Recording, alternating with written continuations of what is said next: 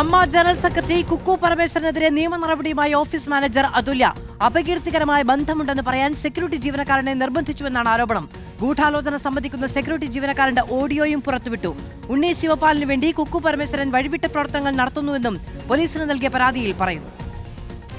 നേരത്തെ തൊഴിൽ പീഡന പരാതി ഉന്നയിച്ച് രംഗത്തു വന്നതിന് പിന്നാലെ ജനറൽ സെക്രട്ടറിയായ കുക്കു പരമേശ്വരൻ അതുല്യയെ ജോലിയിൽ നിന്ന് പുറത്താക്കിയിരുന്നു. എന്നാൽ സംഭവം വിവാദമായതോടെ ജനറൽ സെക്രട്ടറി പുറത്താക്കിയ അതുല്യയെ എക്സിക്യൂട്ടീവ് കമ്മിറ്റി ജോലിയിൽ തിരിച്ചെടുക്കുകയും ചെയ്തു. എന്നാൽ ഇതിനുശേഷവും തനിക്കെതിരെ മാനസിക പീഡനവും ഭീഷണിയും ഉണ്ടായതായി അതുല്യ.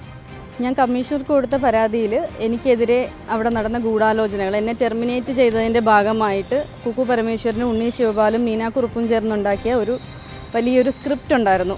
അപ്പം അതിൻ്റെ വോയിസ് എനിക്ക് സെക്യൂരിറ്റി എന്നെ വിളിച്ചിട്ട് ഇന്ന കാര്യങ്ങൾ പറയാൻ അയാളെ ഏൽപ്പിച്ചു എന്ന് പറയുന്ന വോയിസ് ക്ലിപ്പ് ഉൾപ്പെടെ ആണ് ഞാൻ പരാതി കൊടുത്തിട്ടുള്ളത്. അതേസമയം പുതിയ വിവാദങ്ങളിൽ മനം മടുത്തിരിക്കുകയാണ് മുതിർന്ന അംഗങ്ങൾ. കുക്കു പരമേശ്വരനെതിരെയും നടപടിയെടുക്കണമെന്ന് നടി മല്ലിക സുകുമാരൻ. ഇതിനകത്ത് കാരണക്കാരായവരെ ജനറൽ ബോഡി വരെ പുറത്തു നിർത്തണം. ഇതെന്താ കുക്കു പരമേശ്വരനുള്ള പ്രത്യേകത, മീനാക്കുറിപ്പിനുള്ള പ്രത്യേകത എന്താ?